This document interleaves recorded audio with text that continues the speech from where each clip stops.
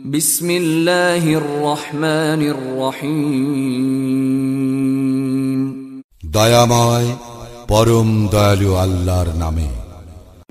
আলিফ লাম মিম। আলিফ লাম মিম। গুলিবাতির রুম। রোমকগণ পরাজিত হইয়াছে। ফি আদনাল আরদি ওয়া হুম মিন বা'দি গালাবিহিম সায়াগলিবুন। নিকটবর্তী অঞ্চলে, কিন্তু উহারা উহাদের এই পরাজয়ের পর শীঘ্রই বিজয়ী হইবে। ফি বিদ'i সিনিন লিল্লাহিল আমরু মিন ক্বাবলু ওয়া মিন বা'দ ওয়া ইয়াওমাইযিন ইয়াফরাহুল মুমিনুন। কয়েক বৎসরের মধ্যেই পূর্বের ও পরের ফয়সালা আল্লাহরই, আর সেই দিন মুমিনগণ হর্ষোৎফুল্ল হইবে। বিনাসরিল্লাহ ইয়ানসুরু মান ইয়াশাউ ওয়া হুয়াল আজিজুর রহিম। আল্লাহর সাহায্যে তিনি যাহাকে ইচ্ছা সাহায্য করেন, এবং তিনি পরাক্রমশালী, পরম দয়ালু। ওয়া'দাল্লাহ লা ইউখলিফুল্লাহু ওয়া'দাহু ওয়ালাকিন্না আকসারান নাসি লা ইয়া'লামুন। ইহা আল্লাহরই প্রতিশ্রুতি। আল্লাহ তাহার প্রতিশ্রুতি ব্যতিক্রম করেন না, কিন্তু অধিকাংশ লোক জানে না। يعلمون ظاهرا من الحياة الدنيا وهم عن الآخرة هم غافلون। উহারা পার্থিব জীবনের বাহ্য দিক সম্বন্ধে অবগত, আর আখিরাত সম্বন্ধে উহারা গাফিল। أولم يتفكروا في أنفسهم ما خلق الله السماوات والأرض وما بينهما إلا بالحق وأجل مسمى وإن كثيرا من الناس بلقاء ربهم لكافرون। উহারা কি নিজেদের অন্তরে ভাবিয়া দেখে না, আল্লাহ আকাশ মণ্ডলী, পৃথিবী ও উহাদের অন্তর্বর্তী সমস্ত কিছু সৃষ্টি করিয়াছেন যথাযথভাবে এবং এক নির্দিষ্ট কালের জন্য, কিন্তু মানুষের মধ্যে অনেকেই তাহাদের প্রতিপালকের সাক্ষাতে অবিশ্বাসী। أولم يسيروا في الأرض فينظروا كيف كان عاقبة الذين من قبلهم كانوا أشد منهم قوة وأثاروا الأرض وعمروها أكثر مما عمروها وجاءتهم رسلهم بالبينات فما كان الله ليظلمهم ولكن كانوا أنفسهم يظلمون। উহারা কি পৃথিবীতে ভ্রমণ করে না? তাহলে দেখিত যে উহাদের পূর্ববর্তীদের পরিণাম কিরূপ হইয়াছিল। শক্তিতে তাহারা ছিল ইহাদের অপেক্ষা প্রবল। তাহারা জমি চাষ করিত, তাহারা উহা আবাদ করিত ইহাদের আবাদ করা অপেক্ষা অধিক। তাহাদের নিকট আসিয়াছিল তাহাদের রাসূলগণ সুস্পষ্ট নিদর্শন সহ। বস্তুত আল্লাহ এমন নন যে উহাদের প্রতি জুলুম করেন, উহারা নিজেরাই নিজেদের প্রতি জুলুম করিয়াছিল। ثم كان عاقبة الذين أساءوا السوء أن كذبوا بآيات الله وكانوا بها يستهزئون। অতঃপর যাহারা মন্দ কর্ম করিয়াছিল তাহাদের পরিণাম হইয়াছে মন্দ, কারণ তাহারা আল্লাহর আয়াত অস্বীকার করিত এবং উহা লইয়া ঠাট্টা বিদ্রুপ করিত। الله يبدأ الخلق ثم يعيده ثم إليه ترجعون আল্লাহ আদিতে সৃষ্টির সূচনা করেন, অতঃপর তিনি ইহার পুনরাবৃত্তি করিবেন, তারপর তোমরা তাহারে নিকট প্রত্যান্বিত হইবে। ويوم تقوم الساعة يبلس المجرمون যেই দিন কিয়ামত হইবে সেই দিন অপরাধীরা হতাশ হইয়া পড়িবে। ولم يكن لهم من شركائهم شفعاء وكانوا بشركائهم كافرين উহাদের দেব দেবীগুলি উহাদের জন্য সুপারিশকারী হইবে না এবং উহারা উহাদের দেব দেবীগুলিকে প্রত্যাখ্যান করিবে। ويوم تقوم الساعة يومئذ يتفرقون যেদিন কিয়ামত হইবে সেদিন মানুষ বিভক্ত হইয়া পড়িবে। فأما الذين آمنوا وعملوا الصالحات فهم في روضة يحبرون অতএব যারা ঈমান আনিয়াছে ও সৎকর্ম করিয়াছে তাহারা জান্নাতে থাকিবে। وأما الذين كفروا وكذبوا بآياتنا ولقاء الآخرة فأولئك في العذاب محضرون এবং যাহারা কুফরি করিয়াছে এবং আমার নিদর্শনাবলী ও আখিরাতের সাক্ষাৎ অস্বীকার করিয়াছে তাহারাই শাস্তি ভোগ করিতে থাকিবে। فسبحان الله حين تمسون وحين تصبحون সুতরাং তোমরা আল্লাহর পবিত্রতা ও মহিমা ঘোষণা করো সন্ধ্যায় ও প্রভাতে। وله الحمد في السماوات والأرض وعشيا وحين تظهرون এবং অপরাহ্নে ও জোহরের সময় আর আকাশ মণ্ডলীয় পৃথিবীতে সকল প্রশংসা তো তাহারই।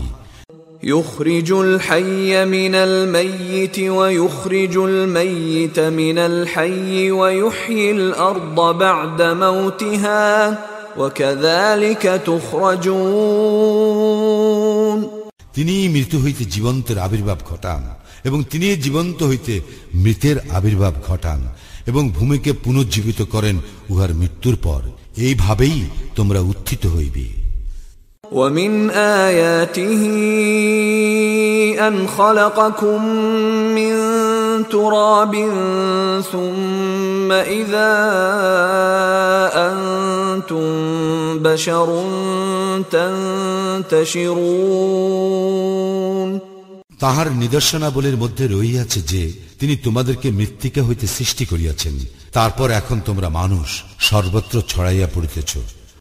ومن آياته أن خلق لكم من أنفسكم أزواجا لتسكنوا إليها وجعل بينكم مودة ورحمة إن في ذلك لآيات لقوم يتفكرون আর তাহার নিদর্শনাবলীর মধ্যে রহিয়াছে যে তিনি তোমাদের জন্য তোমাদের মধ্য হইতে সৃষ্টি করিয়াছেন তোমাদের সঙ্গিনীদেরকে, যাহাতে তোমরা উহাদের নিকট শান্তি পাও, এবং তোমাদের মধ্যে পারস্পরিক ভালোবাসা ও দয়া সৃষ্টি করিয়াছেন। চিন্তাশীল সম্প্রদায়ের জন্য ইহাতে অবশ্যই বহু নিদর্শন রহিয়াছে। ومن آياته خلق السماوات والأرض واختلاف ألسنتكم وألوانكم إن في ذلك لآيات للعالمين আর তাহার নিদর্শনাবলীর মধ্যে রহিয়াছে আকাশ মণ্ডলী ও পৃথিবীর সৃষ্টি এবং তোমাদের ভাষা ও বর্ণের বৈচিত্র্য। ইহাতে জ্ঞানীদের জন্য অবশ্যই বহু নিদর্শন রহিয়াছে। ومن آياته منامكم بالليل والنهار وابتغاؤكم من فضله ইন্ন ফী যালিকা লাআয়াতিন লিকাওমিন ইয়াসমাউন। আর তাহার নিদর্শনাবলীর মধ্যে রয়েছে রাত্রিতে ও দিবা ভাগে তোমাদের নিদ্রা এবং তোমাদের অন্বেষণ তাহার অনুগ্রহ হইতে। ইহাতে অবশ্যই বহু নিদর্শন রইয়াছে শ্রবণকারী সম্প্রদায়ের জন্য। ومن آياته يريكم البرق خوفا وطمعا وينزل من السماء ماء فيحيي به الأرض بعد موتها إن في ذلك لآيات لقوم يعقلون। আর তাহার নিদর্শনাবলীর মধ্যে রইয়াছে তিনি তোমাদেরকে প্রদর্শন করেন বিদ্যুৎ, ভয় ও ভরসা সঞ্চারক রূপে, এবং আকাশ হইতে বাড়ি বর্ষণ করেন ও তদ্বারা ভূমিকে পুনর্জীবিত করেন উহার মৃত্যুর পর। ইহাতে অবশ্যই বহু নিদর্শন রইয়াছে বোধ শক্তি সম্পন্ন সম্প্রদায়ের জন্য। ومن آياته أن تقوم السماء والأرض بأمره ثم إذا دعاكم دعوة من الأرض إذا أنتم تخرجون। এবং তাহার নিদর্শনাবলীর মধ্যে রইয়াছে যে তাহারই আদেশে আকাশ ও পৃথিবীর স্থিতি থাকে। অতঃপর আল্লাহ যখন তোমাদেরকে মৃত্তিকা হইতে উঠিবার জন্য একবার আহ্বান করিবেন তখন তোমরা উঠিয়া আসিবে। وَلَهُ مَنْ فِي السَّمَاوَاتِ وَالْأَرْضِ كُلٌّ لَهُ قَانِتُونَ। আকাশ মণ্ডলী ও পৃথিবীতে যাহা কিছু আছে তাহা তাহারই, সকলেই তাহার আজ্ঞাবহ। وهو الذي يبدأ الخلق ثم يعيده وهو أهون عليه وله المثل الأعلى في السماوات والأرض وهو العزيز الحكيم। তিনি সৃষ্টিকে অস্তিত্বে আনয়ন করেন, অতঃপর তিনি ইহাকে সৃষ্টি করিবেন পুনর্বার। ইহা তাহার জন্য অতি সহজ। আকাশ মণ্ডলী ও পৃথিবীতে সর্বোচ্চ মর্যাদা তাহারই, এবং তিনি পরাক্রমশালী প্রজ্ঞাময়। ضرب لكم مثلا من أنفسكم هل لكم مما ملكت أيمانكم من شركاء فيما رزقناكم فأنتم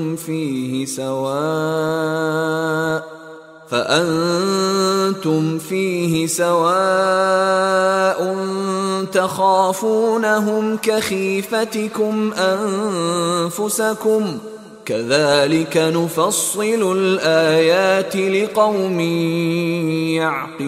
يعقلون। আল্লাহ তোমাদের জন্য তোমাদের নিজেদের মধ্যে একটি দৃষ্টান্ত পেশ করিতেছেন। তোমাদেরকে আমি যে রিজিক দিয়াছি, তোমাদের অধিকারভুক্ত দাস দাসীগণের কেহ কি তাহাতে অংশীদার? ফলে তোমরা কি এই ব্যাপারে সমান? তোমরা কি উহাদেরকে সেইরূপ ভয় করো যেইরূপ তোমরা পরস্পর পরস্পরকে ভয় করো?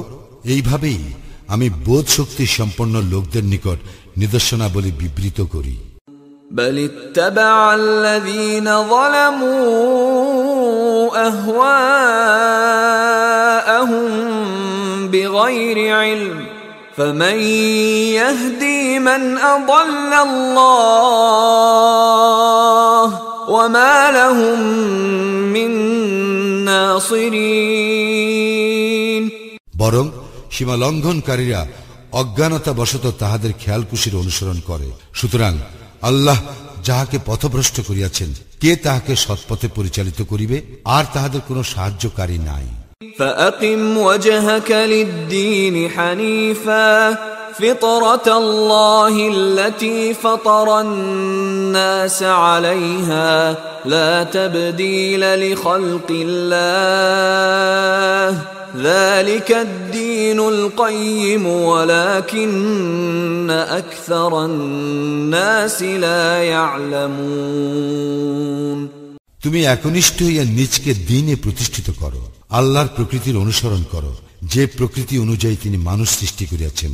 আল্লাহর সৃষ্টির কোনো পরিবর্তন নাই, ইহাই সরল দিন, কিন্তু অধিকাংশ মানুষ জানে না।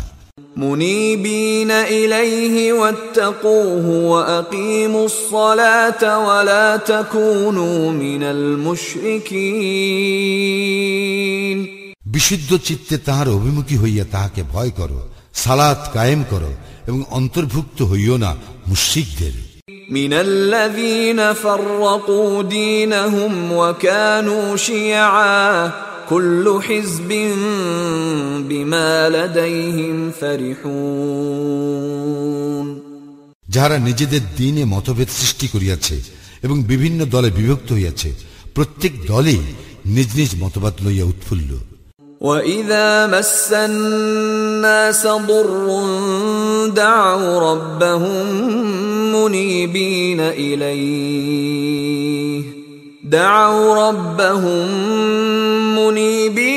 إِلَيْهِ ثُمَّ إِذَا أَذَاقَهُم مِّنْهُ رَحْمَةً إِذَا فَرِيقٌ مِّنْهُم بِرَبِّهِمْ يُشْرِكُونَ মানুষকে যখন দুঃখ দৈন্য স্পর্শ করে, তখন উহারা বিশুদ্ধ চিত্তে উহাদের প্রতিপালককে ডাকে।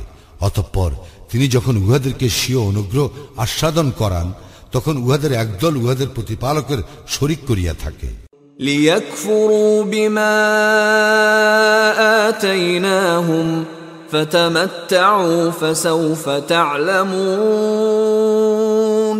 ফলে উহাদেরকে আমি যাহা দিয়াছি তাহা উহারা অস্বীকার করে, সুতরাং ভোগ করিয়া লও, শীঘ্রই তোমরা জানিতে পারিবে।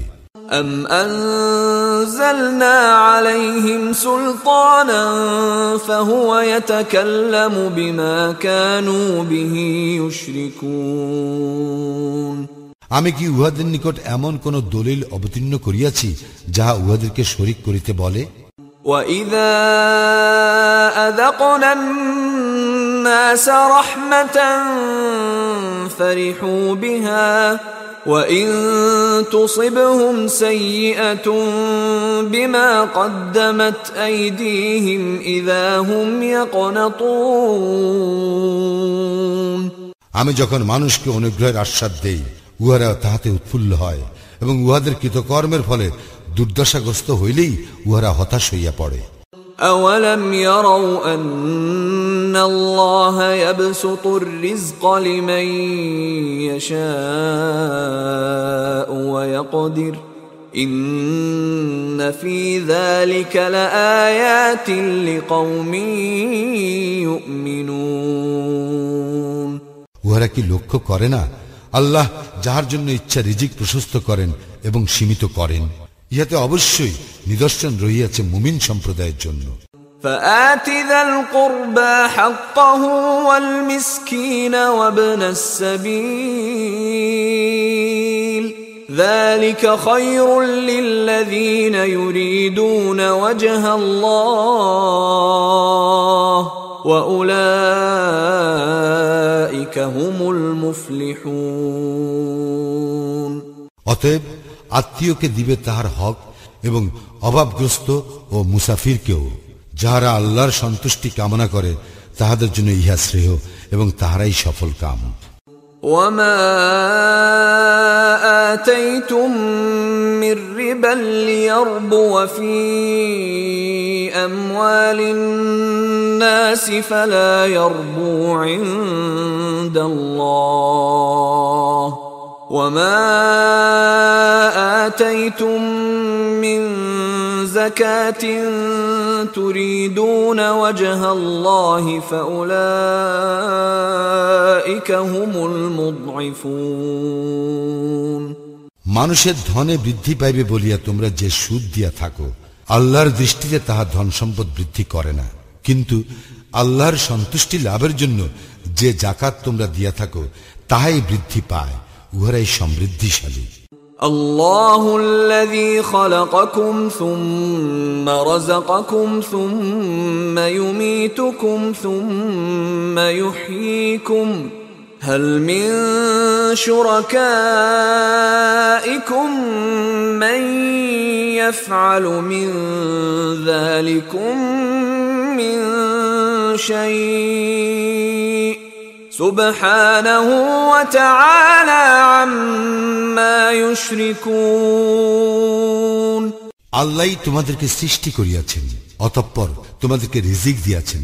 তিনি তোমাদের মৃত্যু ঘটাইবেন ও পরে তোমাদেরকে জীবিত করিবেন। তোমাদের দেব দেবীগুলির এমন কেহ আছে কি যে এ সমস্তের কোনো কিছু করিতে পারে?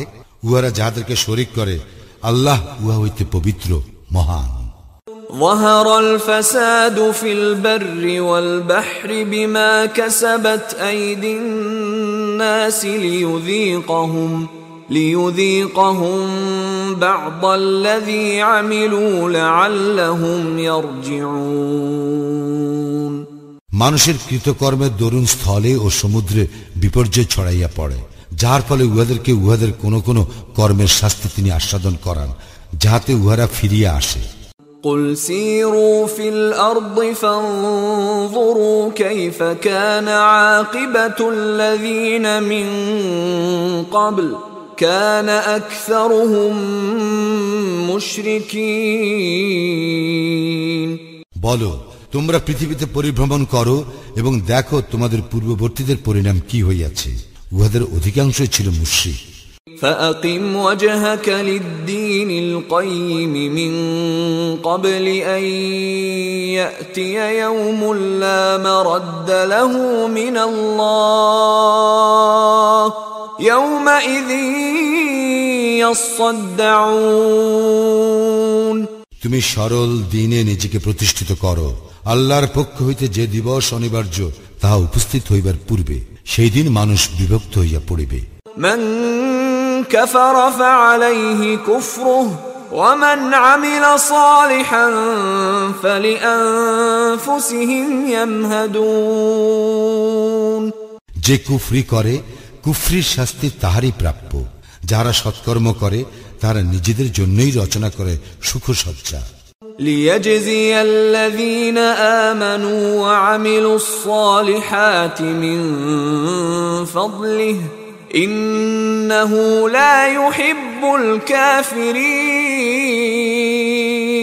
কারণ যাহারা ঈমান আনে ও সৎকর্ম করে, আল্লাহ তাহাদেরকে নিজ অনুগ্রহে পুরস্কৃত করেন, তিনি কাফিরদেরকে পছন্দ করেন না।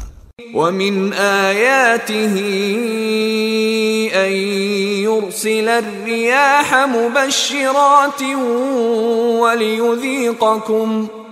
وليذيقكم من رحمته ولتجري الفلك بأمره ولتبتغوا من فضله ولعلكم تشكرون তাহার নির্দেশনাবলীর একটি যে তিনি বায়ু প্রেরণ করেন সুসংবাদ দিবার জন্য এবং তোমাদেরকে তাহার অনুগ্রহ আস্বাদন করাইবার জন্য, এবং যাহাতে তাহার নির্দেশে নৌযানগুলি বিচরণ করে, যাহাতে তোমরা তাহার অনুগ্রহ সন্ধান করিতে পারো ও তাহার প্রতি কৃতজ্ঞ হও।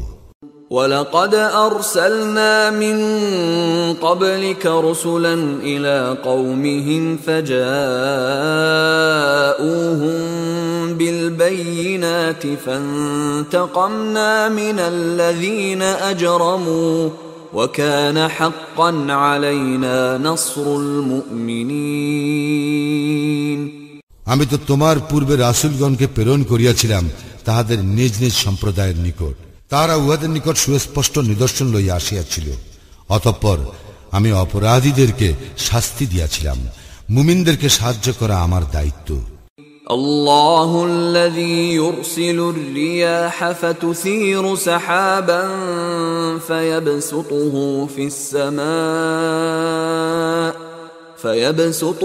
في السماء كيف يشاء ويجعله كسفا فترى الودق يخرج من خلاله فإذا أصاب به من يشاء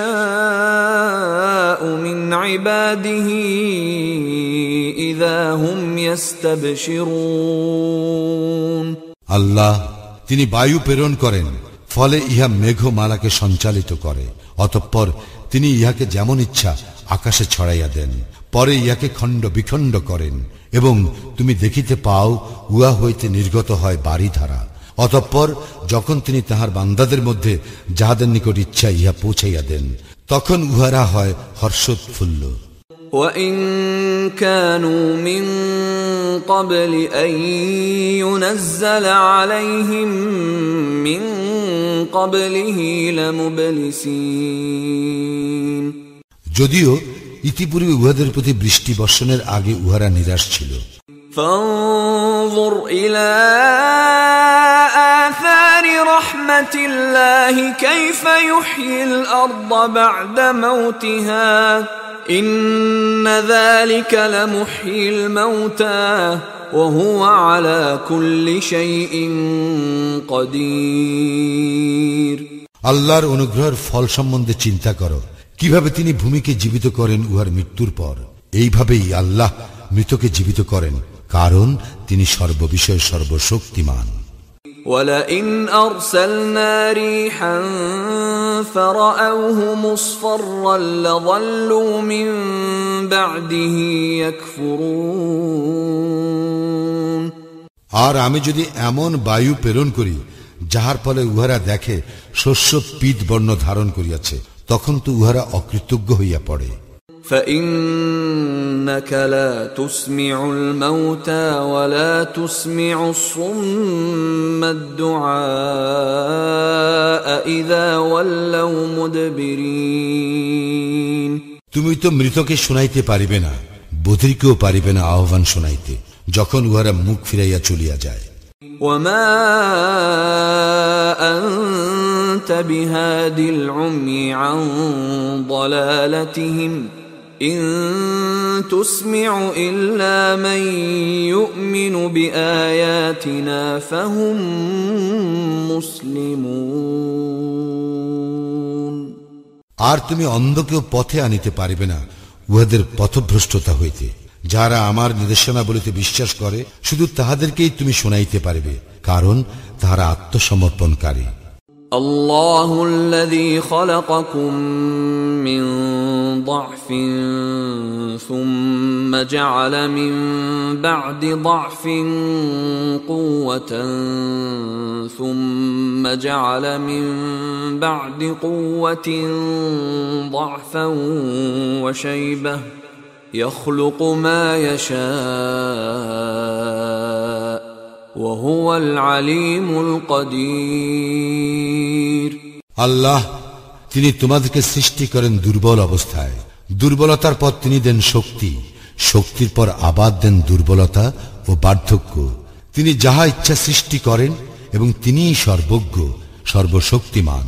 ويوم تقوم الساعة يقسم المجرمون ما لبثوا غير ساعة كذلك كانوا يؤفكون।